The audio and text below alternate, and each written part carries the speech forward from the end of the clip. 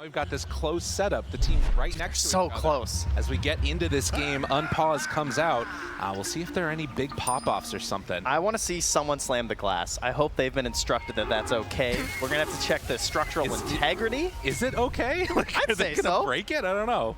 Not sure what that is going to end up looking like. As heading out across the map, you can see that already Team Spirit set up on that top side of the river, smoking in, hoping to find somebody. Doesn't look like they're going to find any purchase there. But we did get that little crazy picks coming out at the end. It was the Viper into the Lina. The panel talked about it a little bit, but this is a little bit of a strange matchup. Is it just about the break? What are you seeing with this Viper pick? 100% the break for the Viper. No doubt about that, right? It's not just the Bristle either, right? Get a little extra value added in there for a couple of the heroes. A little bit Lina in there, a little bit of Spectre in there, right? Passives are pretty important. So that can be very helpful. But, you know, Seattle, TI, it's been a while. It's been since TI7. Back in those days, Lina Viper, that was pretty common, right? That was a classic. Viper used to be kind of this hero for a lot of these Seattle TIs. So seeing this matchup here once again, very interesting. Oh, they're getting close to each other. The crowd is hungry for blood as they want to see who's going to give it up first. But Yatoro going to back away, not get taken down. By the way, I want to shout out to whoever cheered in the crowd for that Observer Ward, D Ward. Well done. Yeah, that's the spirit that we're looking for today. As Mira will be pushed back a little bit by Kiritich there. Well, as you can see, the players are just getting comfortable here by spamming all their voice lines. Absolutely. Wow. They're using them from all over, too. It's a Polaris voice line. That's pretty nice. They've invested heavily. Oh, yeah. Counts here, so yeah, it's all good. No surprises in terms of where anyone's going here. And, you know, I gotta say, during the draft, I was looking forward to a couple heroes, but they all got banned. Oh, yeah. You know, we didn't get to see the Enchanters from Aposhka with his 4 straight wins. Obviously, some quick respect there from Virtus.pro. Not gonna let him have it, and that puts him on the AA, as the panel called. Super solid, right? Especially when you pair it with this classic Yatoro Faceless Void. I mean, that really does feel like it's going to be the thing to watch for. In the later game engagements, obviously you've got the setups with Collapse Spirit Breaker trying to start the fights, but it's going to be up to Yatoro to try and end them with that Chrono, and that sets up for all the rest of Team Spirit's abilities. So something to watch for there. But yeah, Team Spirit coming in undefeated throughout this entire event so far. They've been looking really good. And now a little bit of pressure there on the Sage. Not going to be able to do that much to this Pugna, who's so quick and annoying to play as. This little skeleton man. Yeah, he's super frustrating. I mean, even if AA has a decent pairing, sometimes the movement speed of a Pugna can actually still get out of any sort of attempts at like a cold feed or something. So early on, it's just lots of poking and prodding back and forth. Oh, yeah. And then, I mean, down here in the bottom lane, you have Mira on one of the less reliable heroes, I would say, these days in the Hoodwink. You know, she struggles a bit, tends to have some pretty low run rates, but the players that really like Hoodwink, they're big fans. I mean, you can see Platinum tier there from Mira doing a little bit of spamming on the hero. Yeah. And again, another hero that's going to try and make use of the break in this game from that sharpshooter. Well, and something that you always love to talk about, too, is the ability to run through those little twin gates there. I feel like Hoodwink is one of those that would love to be able to get active around that, like, 5-6 minute mark somewhere in that neighborhood, try and make some rotation and find a kill. It certainly never hurts, as Treant Protector has shown us. Oh, yeah. Gets a bash as he heads out of there, but slow, steady going, and at least at the early stages here, it does appear that things relatively even amongst the two safe lane heroes. At least at the moment, though, Viper is having a better time of it mid against the Lina. 5 denies already. Although Laro, it's brought down very low. I might have spoken too soon there. Be careful here. 2 points in the Dragon Slave. Wants to keep that harass up. We'll hit one more time. Bit of corrosive haze going back the other way. Sorry, corrosive skin. There you go. Here. Oh, and look at that. Stuck in the past. He wanted to go over to pick up that rune, but a little bit scary to leave the wave and trying to look for a bash, not able to quite get one. The crowd is hungry for blood. I know, they're ready. They're so ready for this. There's the bash that he was waiting for. Get it at the worst time. I mean, hey, your Spectre hasn't died. 2 in a row. Oh, okay. Oh, be careful now. Okay, your Spectre hasn't died, and it's 3 minutes in. I feel like that's a win for a lot of support players. Oh, yeah. Gets the pull off there as well. FNG helping to protect Kiritich. Had a stick ready. Never in doubt. So far, so good. As Laurel's going to make the move actually for that bounty rune and moving into position. Sage going to try and take it away and gets there just in time. That hurts. The Viper wanted that refill. You need that bad too, because like the Lina versus the Viper, this is the whole idea, right? You're trying to like whittle down the Viper, try and make them really dependable on resources. So support's coming through, getting rid of bounties, maybe getting rid of these river runes as well. Super helpful. And also, Seuj wants to be stacking camps because you got this bristleback, right? And as if you notice, we got some blocks happening here, right? They already blocked off one of the camps there. They have unblocked the ancient camp now, so it will finally spawn, but that's really going to slow down this bristleback's progression here. Something to watch for, as in the 4-minute mark, no kills as of yet, just trying to dodge away. Notice is going to pull this creep wave all the way Bushwhack bottom. Chance, an opportunity, FNG gonna go down. They take him, and now Mira might end up going down a second time. Heritage moves forward and secures that finish. Oddly enough, it was Creeps that got both of the kills, but still, it's what you want to see. Good play there from FNG at the end to at least put on the Inkswell to get the return kill, but clearly they win there for Team Spirit, getting the first blood. And one thing that you're going to notice this game too is that Ancient Apparition and Hoodwink do share a similar capacity to amplify magic damage, which is really cool because you get the boomerang on the Hoodwink later, and they have 3 cores that add a ton of magic damage, which is a pretty cool use of their draft here. Maposhka coming over to contest this, gets right in his face. Seuj starting to drop down lower. Says, fine, you want to battle, I'll battle you. They are getting very low and will need to run away. So Contest going in, wanting to shut down that farm that you're talking about from the Bristle. I mean, it's huge. That camp is still blocked out right now, and it's not going to despawn in time either. So it'll be the 6th minute spawn also going to be blocked. And that's huge for this Bristle. That's the whole point of offlane Bristle, is like you want this backup here of these Ancients. Now that being said, he's also doing extremely well on the laning stage right now. Oh yeah.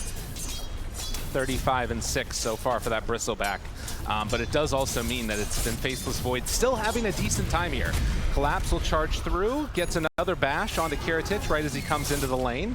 We'll have a few denies in his face though, a little frustrating as we're getting closer to the next spawn. Of course, runes incredibly important in this game. You've got a couple of heroes that would love to be able to pick them up, and Lina makes the move over. Maposhka is there, Light Strike Array, they get a haste too. Not bad, this should be Maposhka going down as Squadix makes the move, although, wait, a turn? A chance, Maposhka, you god! He was almost able to survive through that one. The sidestep behind the trees, it said it is going to be Seuj starting to drop down low, still a haste rune on Squad X, and that's going to get level 6. Comes in with the Laguna Blade, takes down another. And of course, if you haven't checked out in a while, Laguna Blade, very interesting now, does give you some stacks of the Fiery Soul. So you might be wondering why sometimes these Linas are just going to fire it out. That's going to be why. Right. No, absolutely. Just get whatever kills you can with it at that point in time. Now, mid lane, they're going to go again, it looks like, trying to find an opening onto Maposhka, forcing him back. And one more hit. Oh, 19 HP, just barely able to get out of that one. Keep that farm going here, and it is interesting too with this Faceless Void pick because they sort of have an interesting relationship, the Bristleback and the Faceless Void, because like, you constantly have these quill stacks in the laning stage, which is something that you can't really manage that well with Time Walk. Generally, you want to deal with like burst damage because they just Time Walk it off and you're fine, whereas it's like a lot of damage over time. But meanwhile, down bottom, an attempt to stop this aggression. Oh, it lasts so long now. I know, that Inkswell makes the difference. Here it turns, a little seed shot there, tries to get onto him. But the counterplay, of course, is that, that's Bristleback's advantage over Faceless Void, but he's to deal with time dilation throughout this game. And Bristleback really doesn't buy a lot of Dispel these days. That's not something that you really want to opt for, so that's going to be really frustrating for Notice if he has to constantly deal with his time dilation with his quills. Right, might need to get a little bit of help from some of his allies there. And of course, you have the other nice little pickup, which is going to be the Grimstroke Inkswell later on with that Dispel. But it's something to watch for, no doubt about it. Now they make the move through, gonna get the silence onto Yatoro. This spell very strong. Inkswell layering together, but Yatoro still making a good distance away. Drops the Chrono to get out, but now Kiritich shows up too. They're committing heavy for this kill. They want to take him down, and they're gonna get him. Spectre. Level 1, 60-second cooldown, has the urn complete and now stocked up. And looking towards that very common progression right now of Blade Mail into Radiance. That's currently the plan. Okay. See if it sticks to it. I mean, you know, you come into this, you think Team Spirit's going to be the favorites, haven't dropped a game yet. Now you look at the net worths, they're looking pretty good across the board. It's been a solid showing so far for Virtus.pro. Squadix is terrified mid. He's been sitting in this tree line for a solid 20 seconds. He knows. I know. I'm not coming out there. He is totally aware that this wraparound was happening and it won't catch him. So dodging the movement, there was a ward that's placed down just out of vision. Not sure if that one was scouted out by Virtus.pro or not, but at least for now, they're going to keep him fine and dandy, and Squadix stays in the mid lane. Yeah, the tower stays up. Sayush is nearby, ready to help, but also gets off another double stack here. So despite a lot of blocking out early of these camps, there's a sizable bank here for this Bristleback to come back to, and that's going to help progress you into that Aghanims on the earlier part of this game, which is, of course, one of the main reasons why you're seeing this hero so often now. So close right now to a couple of really key levels that could set up for a kill down bottom.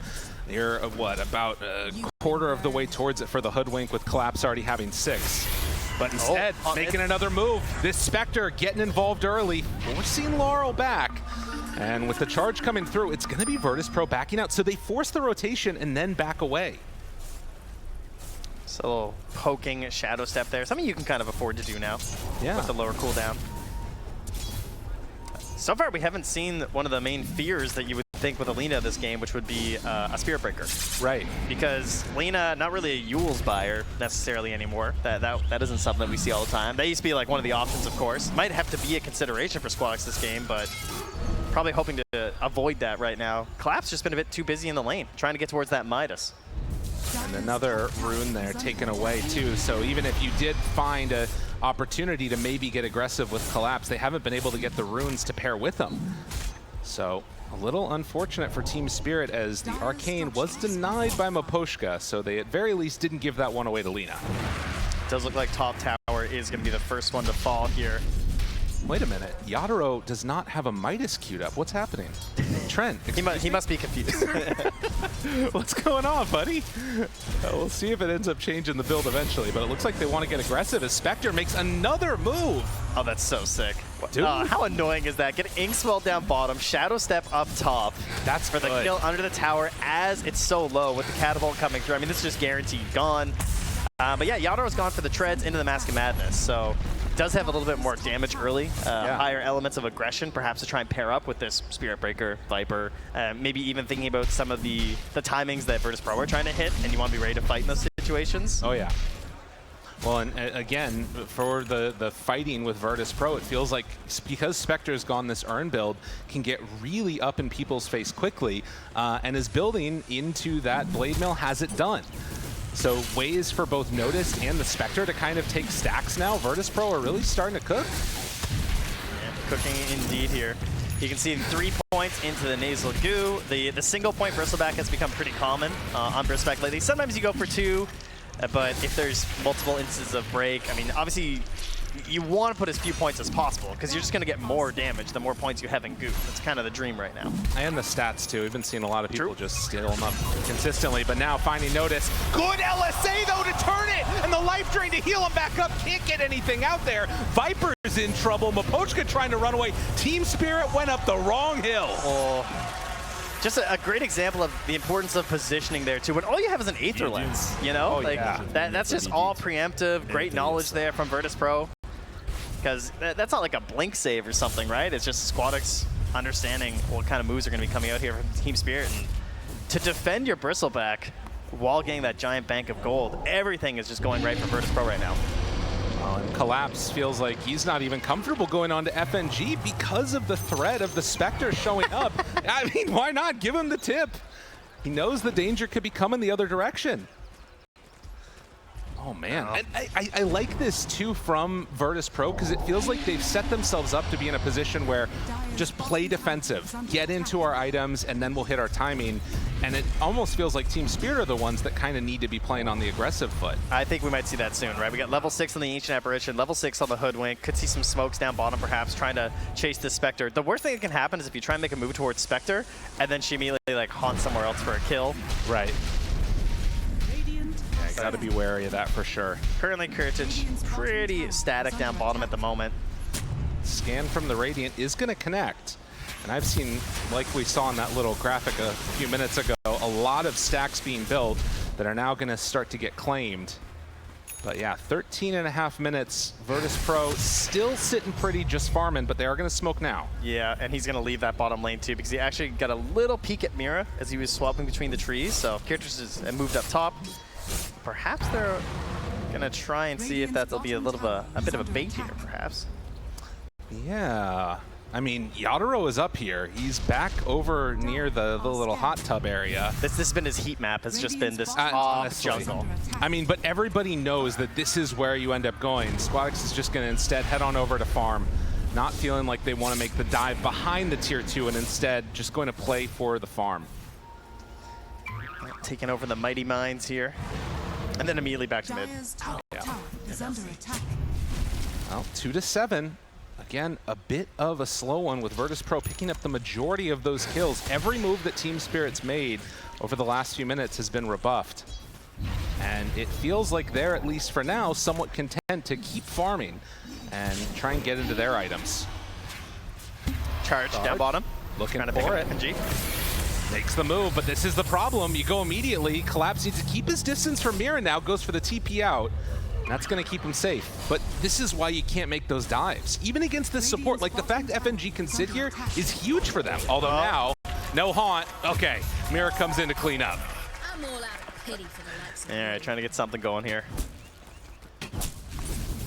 That's Squadix already up to the boots of travel and 1,000 jumps, gold. chrono, down. Whew. I mean, they're chronoing for the Pugna. Yeah, but they got him. That's right. Yeah. Fair enough. Okay, not great. That's true.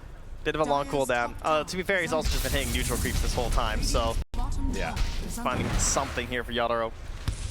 And Squadix is currently looking towards that Yules as well, which makes sense, right? Yeah. Super solid versus Spirit Breaker, and just a quality item. And eventually, you know, he'll be able to build Wind Waker too, right? That's right. We got progression on that item now. I do love that item. That one's pretty cool. We saw quite a few, I'd say, in the road to TI so far. Poor Maposhka. They try and turn. Actually gets the Ice Vortex off. Will it be enough damage, though? Lina in trouble. Charge through onto 3. Collapse. He's got to get out of there. The LSA is going to connect. Stun for a while. Collapse turns. Wants to get a bash. Not going to find it. And in the end, it is going to be another kill going the way of Virtus.pro. Spirit just can't find a move. They got a chrono for kills. Yeah, and you got noticed here mid. Also pushing this in a little bit. Not going to commit, though, by the looks of it. I see. Shield rune up top there, so wants to grab that first, and yeah, immediately pings. I have a shield rune. We are taking this tower. Yeah. Got to make the move, but already in to deny it. So, give a little tip there onto Laurel, who's having to play Viper. You know, we cheer for the Viper, and then you actually have to play it, and it feels different for the players, probably. Well, it's interesting, too, because, you know, 1 point Bristleback, the break isn't necessarily even, I almost think it's more valuable for the Spectre. Oh, definitely. Than it is for the Bristle. Yeah. They're losing map. They've lost the mid-tier 1, they've lost the top tier 1. Yadaro's been hitting neutrals in the Mighty Mines for a solid 12 minutes at this point. Although now they're hitting bottom. I should say that this is like quintessential Spirit in a way, right? When we think of all those games that we used to watch of theirs, it would be a big turnaround kill that made everything work for them. And could this be it? Maposhka gets away as they take down the Lina. A very nice combination to get their kill. I didn't see how that got set up, but that was really cool because he was just charging the wave. I don't know if they knew that he was nearby, but he essentially charged the wave and used that for the mobility to get in there for the Nether Strike. Maposhka's still sitting so low up there on the top side as Collapse is going to get ran at by Notice. TP's away. I feel like there's games where you can tell the teams immediately after draft are like, okay, they're low on stuns. Yeah. Right? Because it is true. You've seen these like really quick TPs a couple times here because they're recognizing there's not a lot to stop us here. Mira, though, he does get stopped in his tracks there. That is a quick kill. Aghanim Scepter coming. Collapse as well. Very strong, and yeah, looking for more. Collapse tries to run out, gets stunned and brought down. 11-5. They are all over them. This is the kind of swarming that you're hoping for with this lineup right now. Mid lane, though, you have Yadaro here. He's got Maelstrom, he's got Mask of Madness, and Ultimate Orb, and he needs to get involved. He's seeing what's happening to his team. Felt like they wanted to try and set up for something, but again, Squadix just not getting caught trying to push out waves. He's been doing a really good job of staying active when he needs to. That kill up top there was the first death for the entire game. But we'll see if he can keep up that type of momentum. Ooh, that one hurts. That was almost the completed Octarine core done for the Spirit Breaker. Yeah, not quite finished, so it won't be the worst here right now. But Radiant's top tower is under attack. Yeah, it's definitely, if I remember back to some of those quintessential Spirit games, they'd lose a lot up until about that 20-minute mark, and then they'd make a crazy comeback happen. Can it happen again? Ice Blast is out, but the Decrypt, they don't feel comfortable going for more. Have to back away. They force out a lot of movement, but now Yatoro, he's in further trouble, starts to drop, gets the time walk to get away, but I mean, it's only going to be a moment. Now, they did manage to kill Lina at the same time. They found him on the back line. Okay, nicely done. Good cleanup there from Collapse. But it is a 19-minute Spectre Radiance with Urn and Blade Mail. That is going to be the finished Octarine core now for Collapse once his courier respawns in 1 minute. So that is a huge upgrade for the Spirit Breaker, of course. It's kind of the quintessential item of this hero right now, feels like. And then possibly eyeing up and towards that Shadow Blade after, by the looks of it. And see if they can try and break open this map a little bit. But, I mean, part of the problem is that Yatoro only has one option right now. He has to hunt for a kill. That's what they went and they did. They feel like, can they really attack and set up on a tower with these heroes? Not really, you know? No, there really isn't much push on either team. I mean, Lina to some extent, but we've seen what can happen. Like, if they commit hard onto Lina, she's going to die. Has to play it a little bit more conservatively back away from the buildings. As 20-minute mark comes around, still only a 3,000 gold lead. For doubling their kills, Virtus.pro haven't been able to create that separation you want to see yet. That's certainly true. Oh, there's the Midas. We're good. Yeah, now we're sorted. Okay. As they hold down this bottom lane and Virtus.pro take the top side of the map, the other thing that you might start thinking about would be a Roche play. Obviously can take it to some extent with the Bristleback, having that minus armor, but not a great Roche taking lineup until that Spectre gets into Manta, really.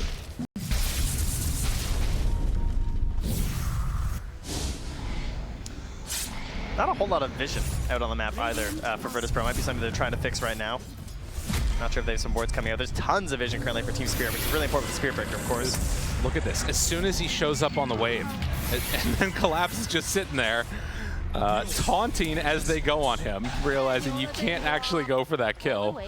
And then they back away. Yeah, they barely tickled him. I mean, do you think that maybe if you're Team Spirit, you think about getting active when you know that Haunt is down, or is it just too low of cooldown? I think you might want to wait until they feel pressured to like go for towers or set up for Roche. Like, I wouldn't want to waste Chrono right now, is how I would think about it for Team Spirit, right? Like, if you could find a fight maybe near Roche, that could be worth it. I think they're definitely capable of taking it if they get a significant kill. But then you have to worry about things like, you know, is it going to be valuable enough for a buyback Shadow Step? Right. You know, could that create some serious issues for us?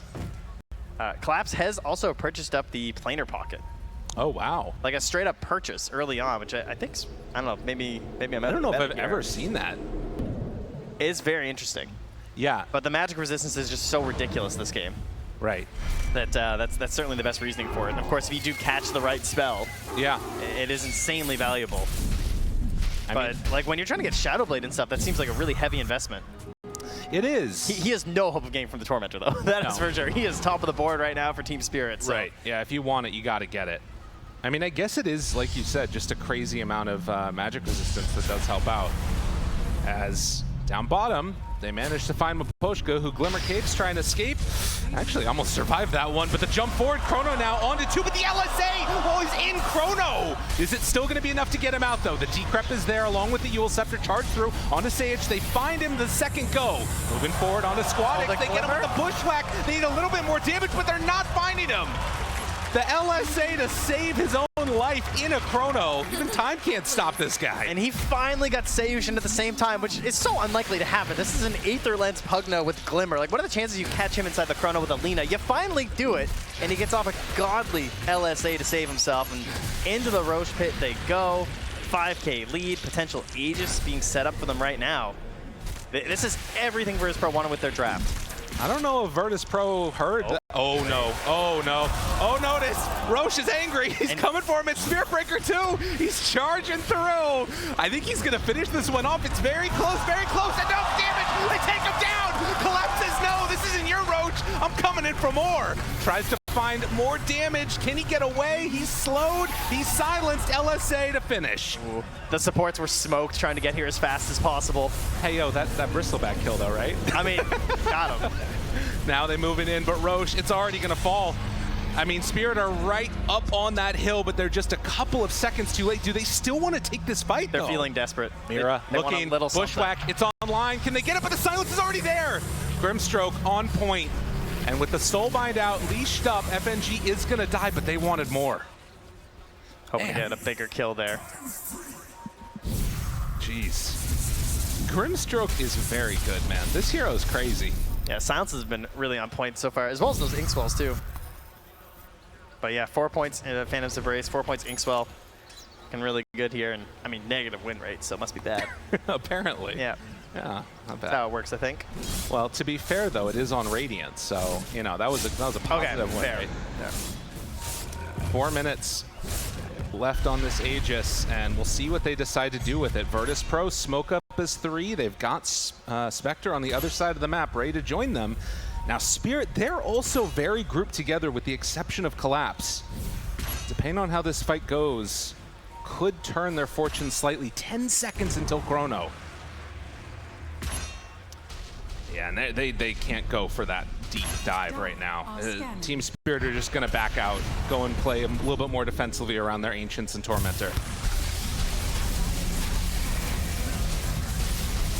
But I think to feel comfortable and I mean, you can never feel comfortable against Team Spirit, but I really want to see Virtus.pro pull in the lead out further over the next couple of minutes here. Well, we'll see if they can fight back here. Collapse, charges in, finds one, noticed, he's in front, a lot of damage out onto Lina, but now the turn onto Laurel, can't stand a chance. There's way too much damage coming out with BKB on a noticed, can't do anything. They're just gonna retreat back. Collapse just charging across the map right now. Yeah. And so some pretty cool ideas here. They have this ward in the mid lane that's giving him some preemptive vision on the waves, which is something that's going to be super important for the Spirit Breaker to keep the game going. So the deeper wards that you can get as the supports on Team Spirit, that'll allow Collapse to try and catch these waves just randomly across the map. And he's just able to charge right through them. And well, there it is, folks. The 26-minute Midas for the Viper. I hope your seats are comfortable. Oh, yeah. Team Spirit are going to try and do what they can to take this game as late as possible. I mean, we'll see if it actually works out, but notice he's getting charged again. Collapse, he sees that Ice Path. He's hungry, although the Ice Blast is about to wear out, so it's going to have to cancel that charge. It's Kiritich. It's going to get connected by the Bushwhack, and Collapse runs right by Squadix. He's just going to head out across map. But yeah, I mean, you can see Laurel, obviously late Midas getting picked up for the Viper. He has not had a great game. It's been feeling pretty bad so far for the old Viper. It's a risky pick. I feel like every time you see a Viper, everyone kind of thinks it. It's like, oh, I wonder if they'll pick Viper this game. They never really do, but grabbing it here.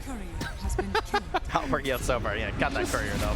I mean, this is the kind of stuff you got to do. That was actually the completed Aghanims right now, so no Flame Cloak for Squadix. Oh, Collapse. Oh, he got caught. They find him. Although, charge through, tries to escape. Yule's long range, gets caught and will be punished. That's what you get for ulti in my courier.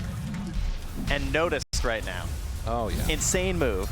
Buys a Blink Dagger. Because how do you start these fights right now as Virtus.pro, right? They don't actually have these normal initiation styles, right? No. So he's just going to get in there. That's going to start a fight. Oh my goodness. And now Maposhka tries to escape. There is no escape. The old pig man takes him down. Oh, it's such a good read on the game from Notice. He's like, I can't die. Yeah. So I'm just going to blink. Whatever objective we want to take, I'm just going to blink on it. And then that's going to give vision for my Spectre. It's going to give lots of space for my Lina. I might get Inkswelled and saved with the hard Dispel, right? I got Pugna backing me up here as well. We got 2 Yules, we got Glimmers, we got Decreps. So I'm just going in. I mean, and speaking of, these going in builds, oh, Yadro.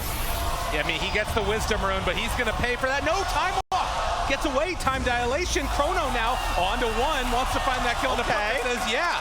I'll take that one and get out. Why not? All right, he's gaming. Crowd likes that. Team Spirit fans in the building. I mean, that's what you need to do to get back in this game. Oh, he's getting the Lotuses. Oh, there's so many. One, Meanwhile, two, Laurel. three. He can't even get them all. Laurel. Oh, going to drop. Notice is too strong. My God. Yadro has found a bounty of Lotuses up top. He actually couldn't even keep farming them all. There were too many. Yeah. Just leave them be. They need whatever they can get at this point in the game, not gonna lie. You know, he actually did get the Vindicator's Axe too, by the way. Which, okay. Kind of the luckiest thing with the build that he went, of course. That is the dream. Dude. That is terrifying. Dude, blink Ags Bristleback in every game, please. I want it. That is awesome looking. I mean, he gets overwhelming. But I mean, he's going Lotus next. He doesn't need anything else besides this. He just needs to stay alive. Yeah, finally finding a way into a lighter dispel other than like the hardcore BKB. So won't have to BKB for like time dilations every single time or something. But right now, nobody home on the side of Team Spirit with no Aegis for a while. They're still feeling I mean, we've seen a lot of high ground pushes go badly. Oh, Virtus.pro, is this going to be a little bit too bold of a move, or are they comfortable just continuing to make this? They'll force out the glyph. Do they stick around for more?